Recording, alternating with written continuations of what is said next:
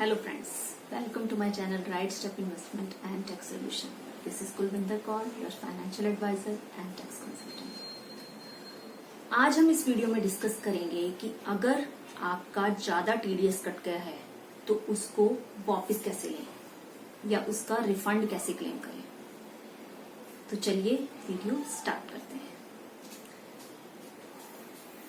कई लोगों को हमने कहते हुए सुना है कि हमारा टीडीएस कट गया, हमारा टीडीएस ज्यादा कट गया, जितना टीडीएस कटना चाहिए था उससे ज्यादा कट गया, तो अब मैं इसको वापस कैसे लूं।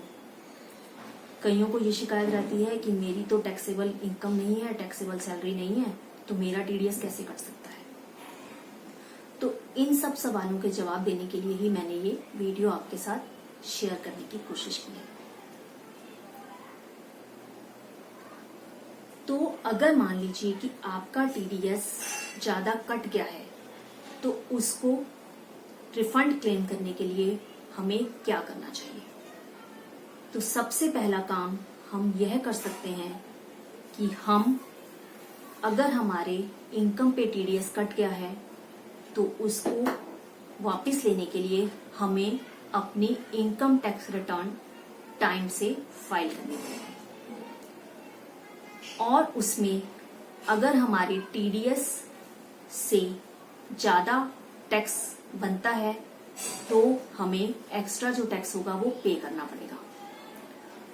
और अगर मान लीजिए हमारा टैक्स टीडीएस से कम बनता है तो बाकी का जो नेट अमाउंट है वो हमें रिफंड आ जाएगा।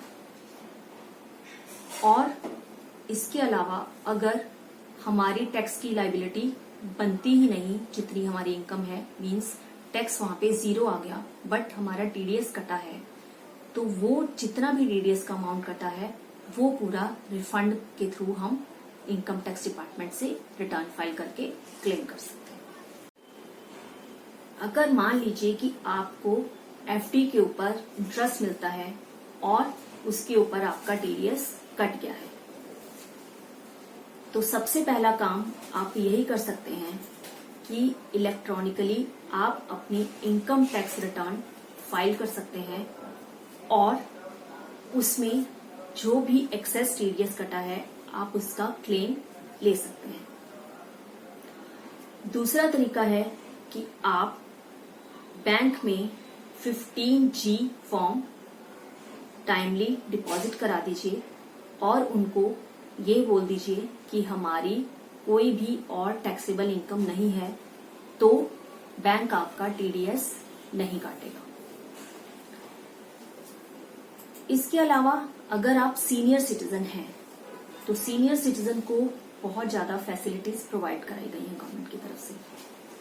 तो अगर सीनियर सिटीजन की बैंक में एफडी है और उसके ऊपर इंटरेस्ट के ऊपर टीडीएस कट रहा है तो इस केस में सीनियर सिटीजन की रिस्पॉन्सिबिलिटी है कि वो टाइमली जाकर फॉर्म 15H बैंक के पास डिपॉजिट करा दे ताकि यह सुनिश्चित हो जाए कि बैंक आपकी इनकम के ऊपर एफडी के इंटरेस्ट के ऊपर टीडीएस नहीं काटेगा।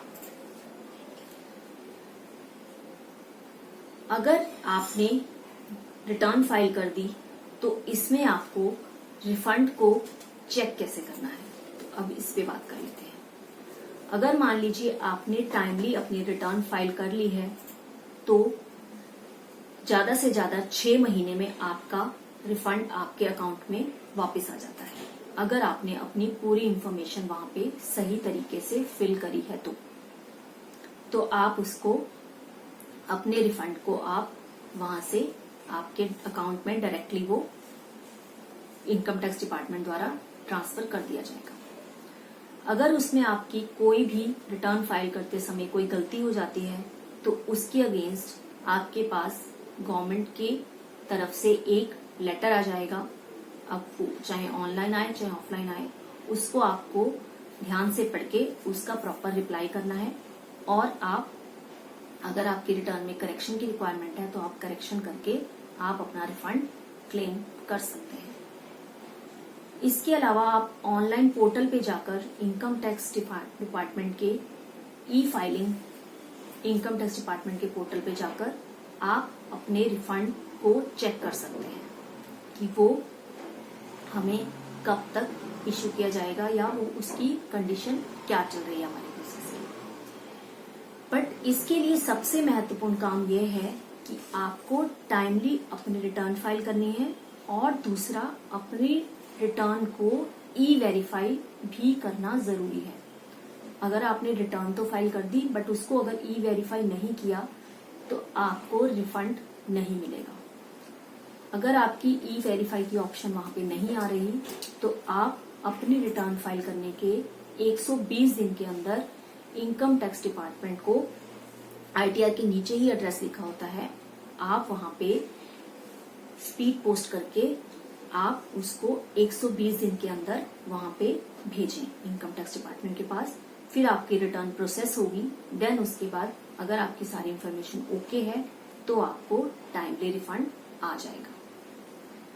तो आई होप कि आपको समझ आ गया होगा कि अगर आपका टीडीएस ज्यादा कट ही गया है तो आप उसको रिफंड कैसे ले सकते हैं उसका। और अगर आपको ये वीडियो पसंद आई है तो आप इस वीडियो को लाइक कीजिए, मेरे चैनल को सब्सक्राइब कीजिए और अगर आपकी कोई क्वेरी है तो आप मुझे कमेंट बॉक्स में डालकर पूछ सकते हैं। Thank you.